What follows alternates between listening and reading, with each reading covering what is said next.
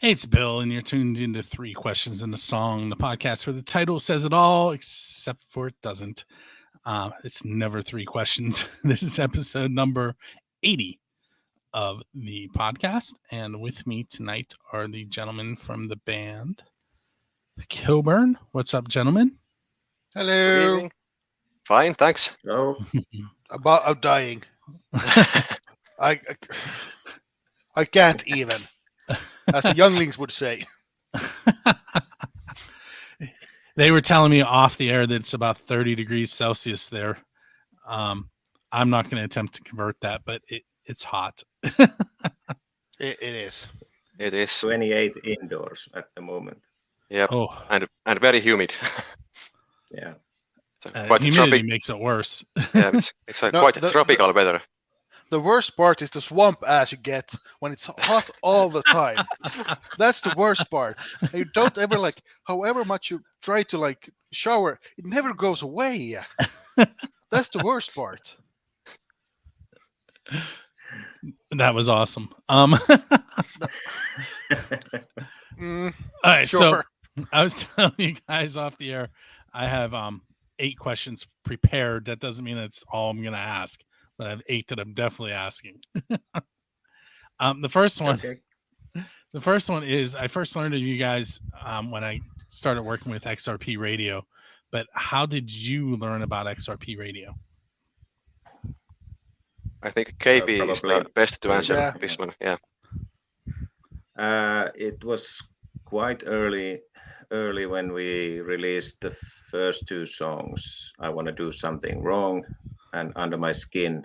I was searching for different channels to promote our music, and I found that our friend band, if you can say, did an advert that they are live on this XRP radio in England, and I was intrigued by that possibility and downloaded a song, or no, it's uploaded. Yes. Uploaded. Yeah, uploaded our songs there, and we just went to the chat box and started to make friends, and suddenly we were on the charts, and people liked our songs and music, and it's he's quite easy to get along, so it was very easy to be in a friendly environment, and actually I was all of us were very surprised about the reception that we had, that we were probably twice number 1 in the charts with our songs, and we forgot to vote ourselves, so somebody else did. That's the weird part. The people actually like our song still. Well, anytime I'm there and they ask if anyone has any requests, I request you guys. Awesome. Thank you. Hey. I do not like losing to your songs, though. The friendly fire. Yeah, Yes. friendly. Before I go too much further, can you guys introduce each of yourselves and tell us what you do in the band? Okay. My name is Jere. I play the drums in Kilburn. Yeah. My name is Joel, but people call me Joel. I play bass and just not much more.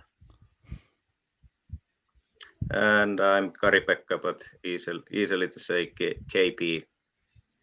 I don't pronounce my surname because it would sound like Russian anyway.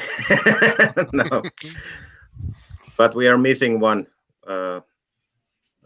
member of the band, so Jouni couldn't make it, our lead singer. Okay. So this one, each one of you can answer this question. When did you know that you wanted to be in a band? Can you pinpoint that moment where it's just like you're like, I want to do that? Is it this band or just any just band? in a band? Okay.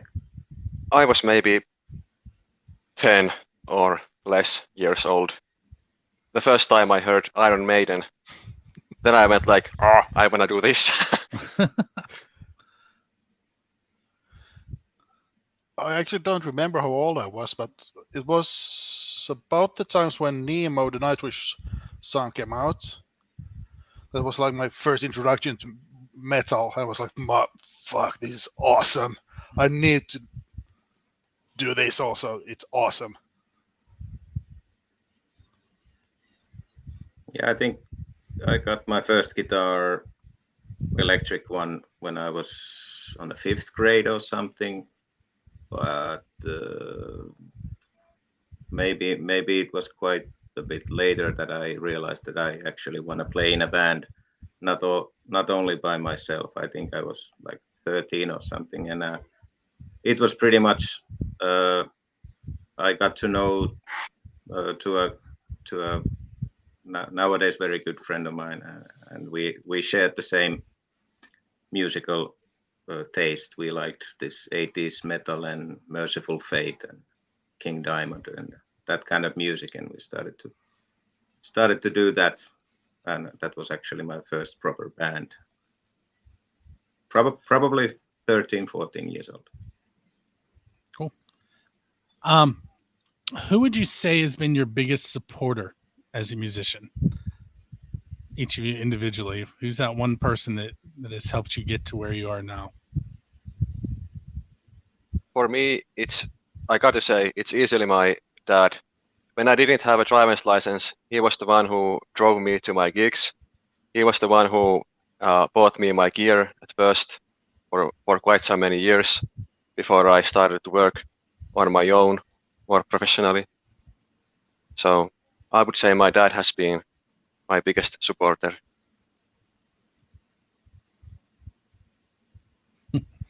That's a really good question, actually. Of course, my parents, they bought me my first bass. And of course, one of my friends, he's a great singer. We did it like almost every band I've been in, he's been in some way, despite basically this one. So probably them. This was a very tough question. I really had to think about it. Yeah, of course, mom and dad bought the first one, and then they be only bitching about when I'm buying more guitars or every money that I could get anywhere. But I would say my cousin is few years older than me, and we played a lot. We spent quite a lot of time at our grandparents, and they had a big house, and we ended up in the attic playing Metallica or something, just the two of us. But other one person is kind of is my grandfather, who was a painter. He did paintings for his for all his life. That was his job, and he was a true artist, and he always encouraged us to be creative and to do what we like. And I think that is one. He was anyway a person that I looked up always. I'm glad you used the word creative, because that's where we're headed question wise now. Are you guys familiar with the legend of Robert Johnston, the American blues guitarist? Yeah. Yes. Okay. So my question is, if you were standing at a crossroads waiting for the devil to show up to sell your soul to gain something musically, what are you getting back in trade? So what are you going to ask the devil for? And if you don't like the way it's worded, what's that music thing you need? Talent. Groove. Yeah, groove. And like knowing how groove basically. I couldn't ask much, because soul is gone already. So. No, I don't know. To maybe this inspiration to practice. I've been always very lazy to practice. I don't know why. Probably just it's much more fun to do something else, even though it is the funniest or the funnest thing to do is to play the guitar. But I still consider myself quite lazy. Well, I actually think you practice a lot more than I do, because my bass been staying in that corner since our last gig. I haven't touched it since then. You might want to check on it. It might be melting. No, it's a Fender. It's all right. It's all right. It's a Fender. We have I tripped on it so many times. It hasn't broken still. We have a 3/4 Fender guitar sitting right over there in this room that nobody okay. plays anymore. A 3/4. I thought it was like 3/4 of a complete guitar. Like No, it's a smaller 1/4 of- scale. yeah. Okay. My son got it for Christmas and he played it for a while, and then he got super busy and it got put on the shelf. But he does play the trumpet, the piano, the harmonica, and the fife. So The fife. Okay. yes, the fife. I actually have. What's a fife? All right. So have you ever seen the painting from the American Civil War? Civil War, with the little drummer boy? Mm. And then there's a little boy next to him holding what kind of looks like a flute. Okay. Oh, so it's like a tin whistle. Yeah, kind of. Okay. He bought it on a field trip at school and taught himself how to play it. So, Nice. Okay. No wonder he's busy. and then my daughters also play. They one of them plays the clarinet and the other one plays the flute. So there's almost always music going on here. All three of them sing in church choir. So all kinds of music here all the time. Just not that that's guitar. Great. So let's say you're leaving one of your shows, you're packing your instruments up, and you notice a DeLorean sitting there with its door open and a flux capacitor in it. So now you can go back in time and watch any band in the history of the world play. What band are you going to go watch? This is super easy. This is super easy. I know I what would have Jere to- is going to say. Yeah, I think I know what he said too. But I'm gonna break the rules and I'm gonna choose two bands. Okay. So the first one would be absolutely Iron Maiden at some point in the 80s, and the second band would be Rush in 70s. Yeah, that would be awesome. Anybody else have a? I can. have it? Yeah. But if he got to pick two, I'll do that as well. Okay. I would go to. Was it 85? Live Aid and see Queen, and another one would be maybe even after the Rust in Peace album, that Megadeth lineup. Yes. Marty Friedman, Nick Menza, Dave Ellefson, and Dave Mustaine. Okay, so my thinking is I have a lot of bands I want to say, like Guns N' Roses' first gigs would be awesome. Then Rush, of course, fantastic band. Pink Floyd's in the 70s. Or actually, I want to go back to like 2009 and see my first gig ever. That would be kind of fun. See how much I sucked. That would be kind of fun. It would be too awkward to see yourself on stage. Well, at any but point. Holy fuck. Sorry. Yeah, the thunderstorm is reaching. Yeah, the thunderstorm is here too. So Yeah, it's reaching my place too now. It's Um, already raining and some lightnings. All right. So what we're gonna do now? Can you guys tell me a little bit about the song we're gonna feature? Okay. You know, I don't know if you guys are familiar with MTV Storytellers. Nope. No, I no. didn't think so. Yeah. All right, so MTV was music television, which still exists, but they don't have music on it anymore. But Yeah, they used to have, It was I used good. to watch It was good in yeah. the 80s, 90s. yeah, Yeah, Headbangers Ball. Yes, that's Yeah, what yeah. I was going to say And then that. when Yeah. they showed Jackass. Yes. Yeah, true. So Storytellers was where they gave a band a chance to talk about one of their songs. Just so you could, like, they talked about how the song was made, or what the writing process was, or the making of a music video that went along with it. You know, whatever story you can give me to go along with your song. Okay. Well, the Okay. writing process was pretty straightforward, I guess. Like all our writing sessions are, they're pretty straightforward. We do some bickering at, no, we can't play it like that. No, that's rubbish. We can't play it like that. So the process was pretty okay, but the part we went to the studio. Well, was it in like January, February? Yeah. January.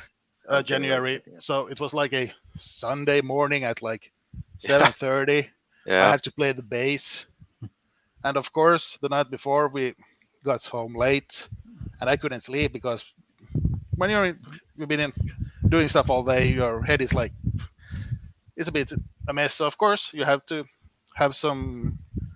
Okay, I'm going to admit I drank half a bottle of vodka and then went to sleep. I was super hungover when I had to record the bass.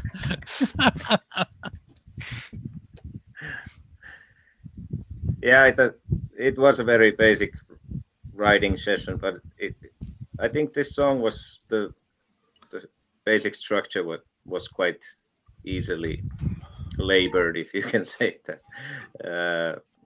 Couple of riffs and some jamming, and suddenly Joni has some vocal ideas on the chorus, and a couple of times around, take it. We usually record. Nice. Record it. You heard that one. I did hear that one. Yes. Yeah, we record it to a phone, and then you start jamming it. Everybody jams it at home, and next time we go to rehearsals, we might have the lyrics or ish lyrics, and it's. I think with OK, it was couple of rehearsal times, and I also saw the lightning flash. Yeah.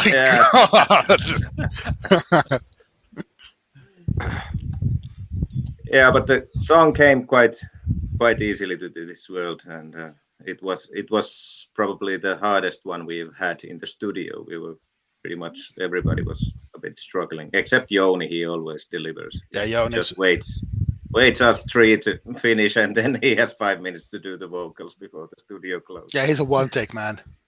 Yeah. He nails it every time. Yeah. But all in all, the song is pretty much the basic Kilburn song. That is us in a nutshell. All right, so what we're going to do is we're going to take a moment and listen to OK by Kilburn, and we're going to come back and chat with them a couple more questions. For those of you that are watching the video, you don't get to hear the music right now. You have to wait until Friday, July 1st, 6 a.m. Eastern. It'll pop up on buildthescene.com. And if they aren't listening right now and they're not watching the video, they won't hear any of that. All right, so we're going to come back in as if we just played the song, and I have 3 more questions for you. Well, 3 more that I wrote down, and then 2 general questions. All right. Very good. That was OK by Kilburn. They're hanging out with me here on episode 80 of 3 Questions and a Song. So the next question is, I call it the official Build the Scene question, and it's, who is your Dave Grohl? And what I mean by that is, what band would you want to go up on stage with and perform one of their originals? Like, which band would want to play like with, or if I could replace one bass player in the band, if I could play their songs. Like, you're out in the crowd and they invite you up to play one of those. Oh yeah, songs that's with Flogging Molly. Flogging Molly. Flogging Molly any day of the week. Favorite band ever. You have tough questions. Yeah, yeah. You need to think about. Yeah, and I don't want to pick the obvious one again, so I'm not gonna say Maiden this time.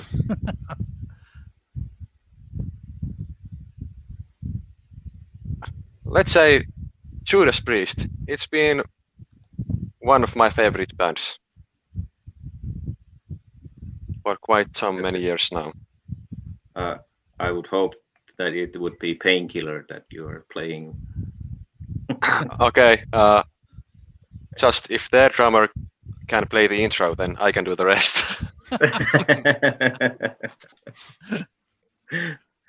Yeah.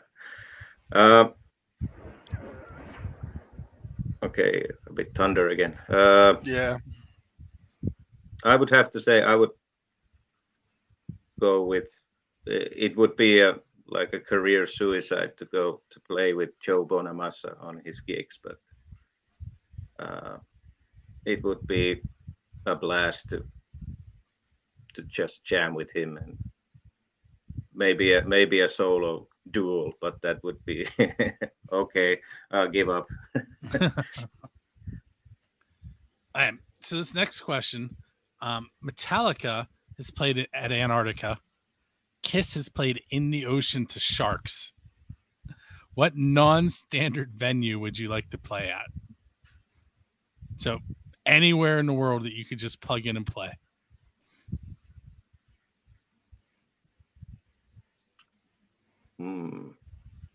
It's cold in the North Pole. My fingers wouldn't work, so not that one. So I saw once, I think it was on YouTube, I saw a cool clip of a band that it was like some sort of like art installation. They played underwater instruments, like they had like oxygen tanks and played like a gig underwater. That would be cool. That would be pretty cool. It's a bit like Kiss, but not to rip off Kiss, so like play for penguins, I guess. Or koalas. Could you imagine the penguins being in a pit? Doing a mosh? Yeah, that would be the fanciest of pits. Or maybe some very. I don't like heights. I don't scare them, but I don't like heights. But maybe very tall building and a rooftop. Yeah, I was thinking somewhere very little Alps. fans, but still. Or like a plane would be kind of fun. Yeah, yeah. Yeah, on the wing. Like, yeah, no, not on, like the toilets. Like a big like of this transatlantic. The drummer in one toilet, me in one, KP and Joni in like another toilet. That would be kind of fun. Yeah. All right. Last of this line of questioning, and then I'll give you two easy ones, I promise. Okay. All right. This next one might be the most important question of the day, though. Who wins the next episode of Friendly Fire? Ouch. Is it Build the Scene and First Angel Media, or is it those people over at XRP? Oh no. Depends on who they play. Yeah, you have some killer bands Yep. lately on the show, so it's But we're like still losing. yeah, but it's the you know XRP people, they always take sides, but I would say like our legendary ski jumper that it's 50-60, but build the scene wins. Nice. Yeah. I'm going to make sure I tell them you said that too. We're in trouble. They Like the delete our Simpson music. Like the Simpson being, oh no, I'm in danger. They're not going to delete it. They keep using it to beat us. All right, two easy questions, I promised. What's coming up next for Kilburn? What do you guys have planned? We have 2 gigs coming this summer in in the vicinity of our hometown Vaasa in Finland. And we have planned to record something as soon as possible, but nothing set to stone yet.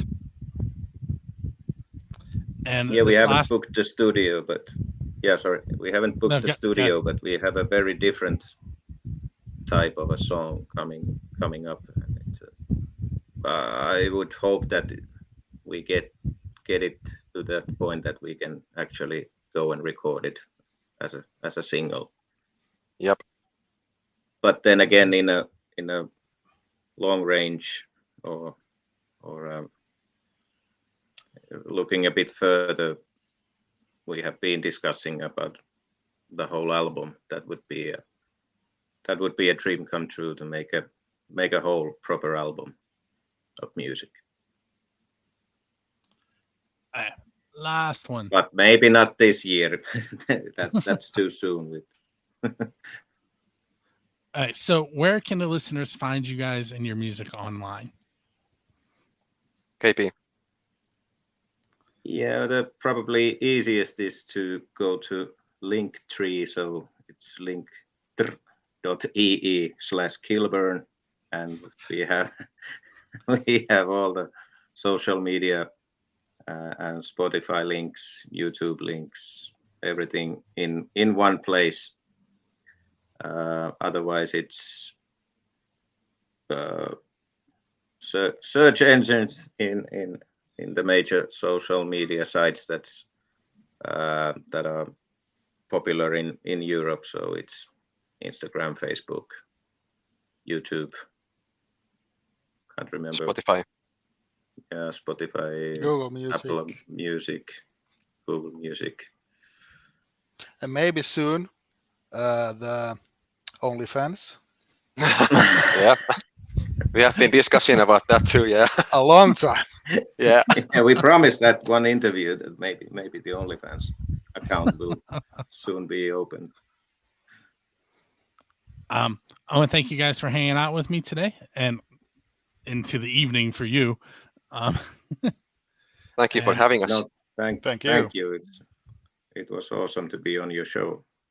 Cool. As you get those new tracks, you should send them to me as well, not just XRP. One day, Yeah. one day I'm going to turn it around and play you guys against them. We can we be don't double tell agents. them anything. This has been episode number 80 of 3 Questions and a Song. Check us out on the 1st and 15th of each month at buildascene.com. You can check out our other show, the Pennsylvania Rock Show, Fridays on buildascene.com as well. And Friendly Fire is usually the third week of the month, hosted over at xrpradio.co.uk. My name has been Bill, and we will catch you next time. Morjens. Moro. Moro!